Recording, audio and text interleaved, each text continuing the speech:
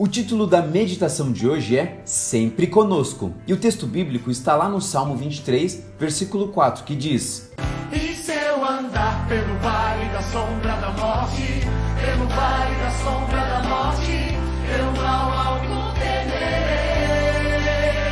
Ainda que eu ande pelo vale da sombra da morte, não temerei mal algum, porque tu estás comigo. Você já viveu alguma experiência assustadora? Eu imagino que sim, todo mundo tem os seus medos. Não, fica aqui, pare de querer matar, sai daqui. A história de hoje fala sobre Tiago, e Tiago estava passando por um problemão para ele. Ele tinha que apresentar um trabalho na escola, e o trabalho era no estilo seminário.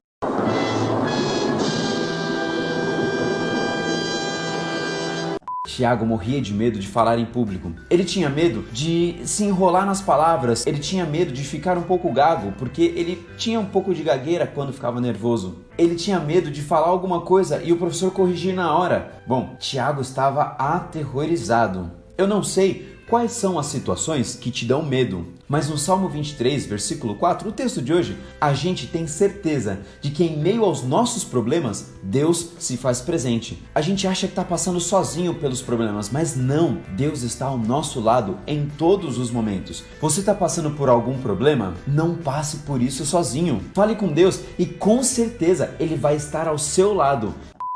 Ah, agora eu entendi! Agora eu saquei! Tiago teve uma ideia, ele estudou bastante e pediu sabedoria a Deus. E então, no dia seguinte, ele conseguiu passar com muita tranquilidade. Não importa o seu problema, peça ajuda a Deus e Ele vai te dar uma força muito grande. Vai.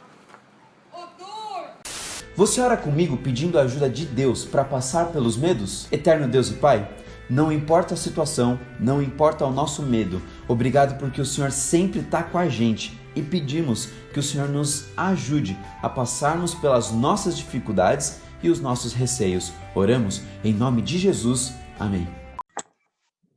Olá, tudo bem com você? Como é que você está? Na maior tranquilidade? Que coisa boa, né? Pois bem, você gostou da meditação? Você percebeu a mensagem especial, inspirada, que a professora escolheu para que a nossa aula hoje pudesse ser uma aula super, mega, hiper animada? Que bom! Agora nós vamos trabalhar um pouquinho. E nós estamos trabalhando com verbos, você lembra? Verbos 1 e verbos 2. E agora você vai abrir aí na sua apostila 4, a partir da página 44, e nós vamos, então, trabalhar com os verbos regulares e irregulares. E agora eu quero que você acompanhe a professora aqui, ok? Eu quero que você perceba que os verbos,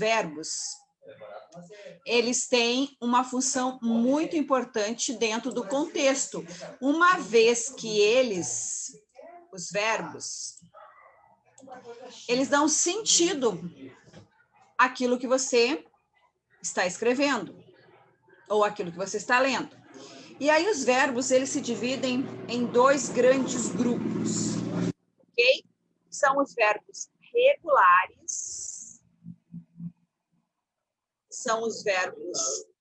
regulares, certo? E os verbos irregulares.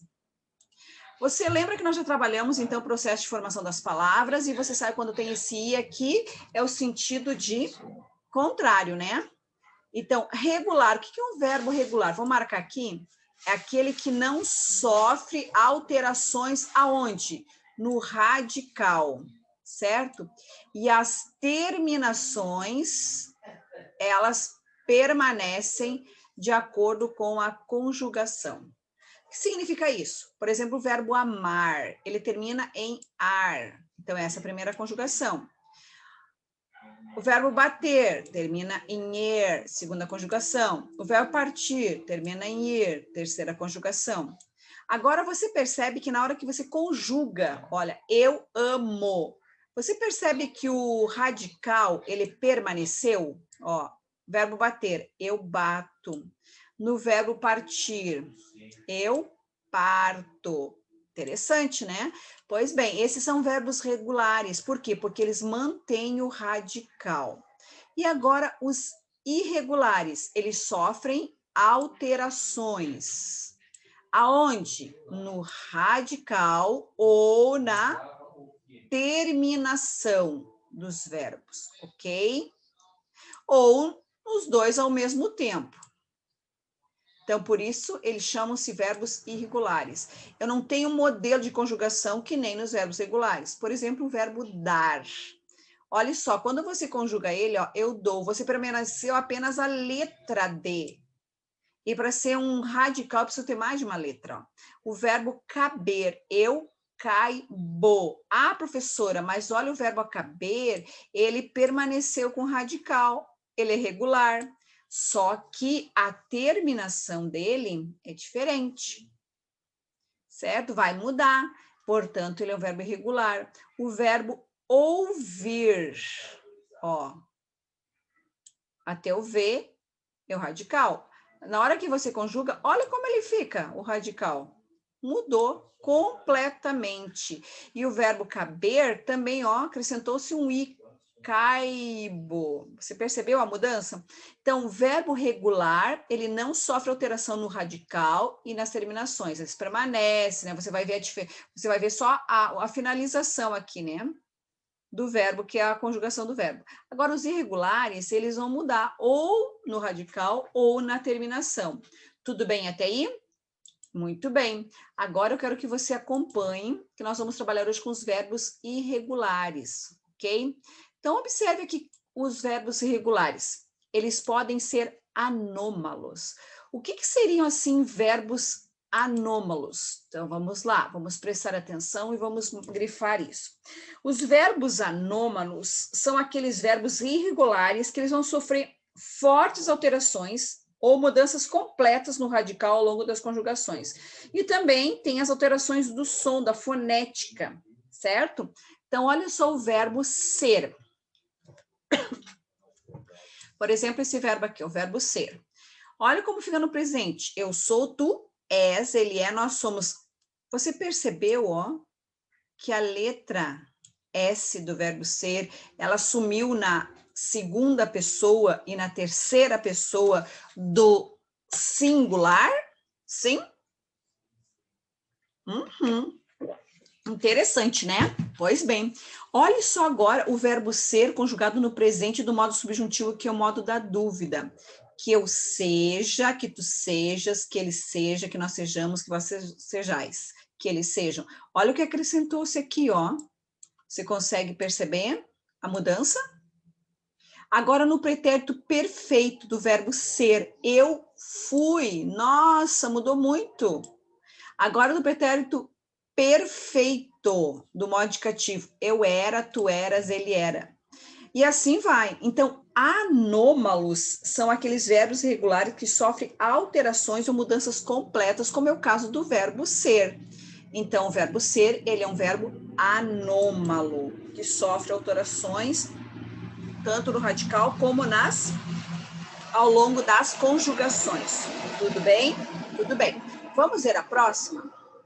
Agora eu quero que você acompanhe aí o próximo verbo irregular. Ok? Vamos lá. Olha agora o verbo defectivo. Não apresentam nenhuma... Não, desculpe, não apresentam algumas conjugações. Ó, não apresentam algumas conjugações. Um exemplo para isso que nós temos aqui é o verbo colorir. Como é que você conjuga na primeira pessoa? Eu coloro? Então, você percebe que não tem a primeira pessoa do singular do modo indicativo. E ele tem o quê? Uma estrutura de imperativo afirmativo comprometida. Então, o verbo defectivo é um verbo defeituoso. Como eu conjugo, então, o verbo colorir?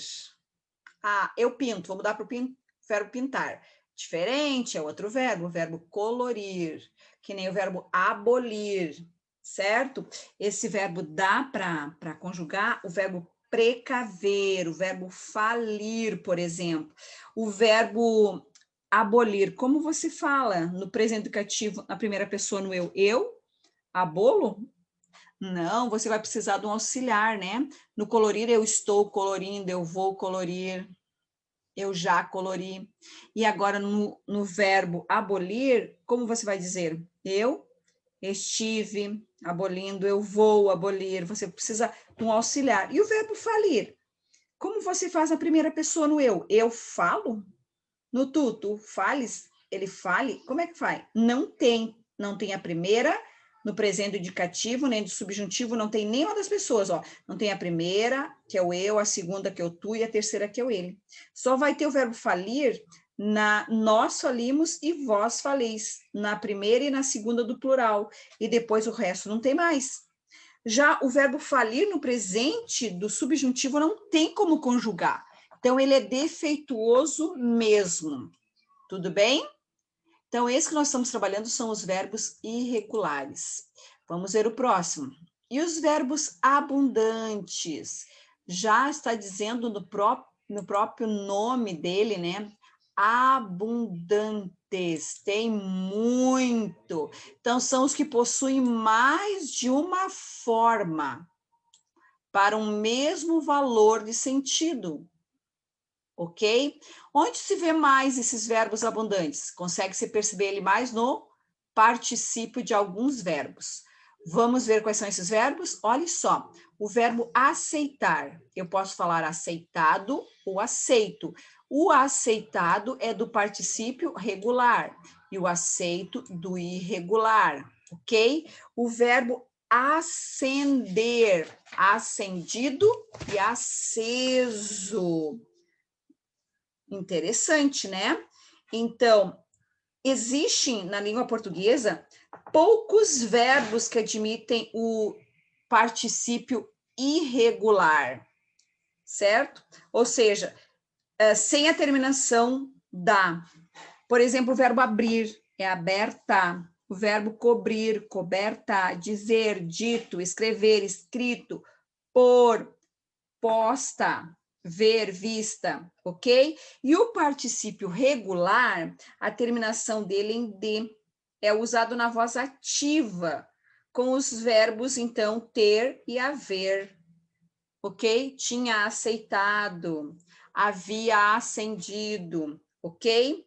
Então, você percebe que esses verbos abundantes, eles são mais pertinentes no particípio, e no particípio regular, certo? E no particípio irregular. E aí você tem, então, agora aqui os tipos de quê?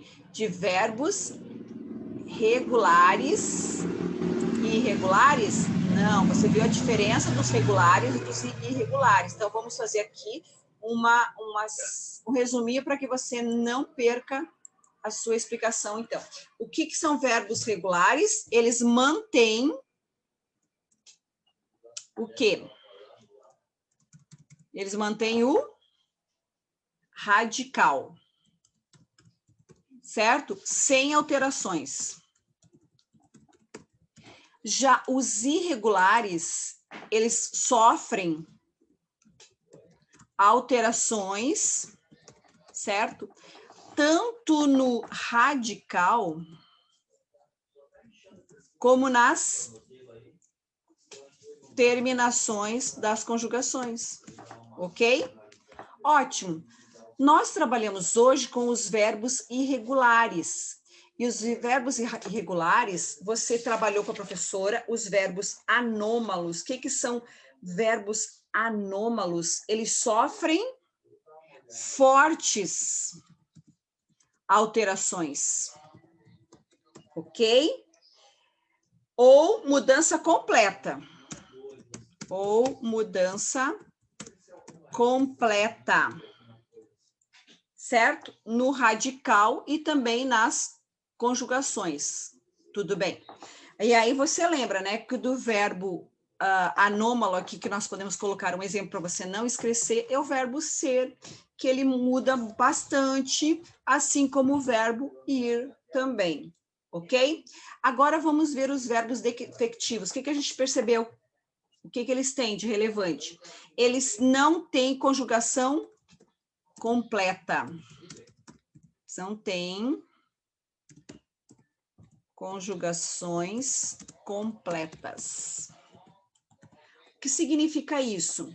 Que ele não vai apresentar em todos os tempos, modos ou pessoas. Um exemplo para isso que a gente não esqueça. O verbo falir, ok?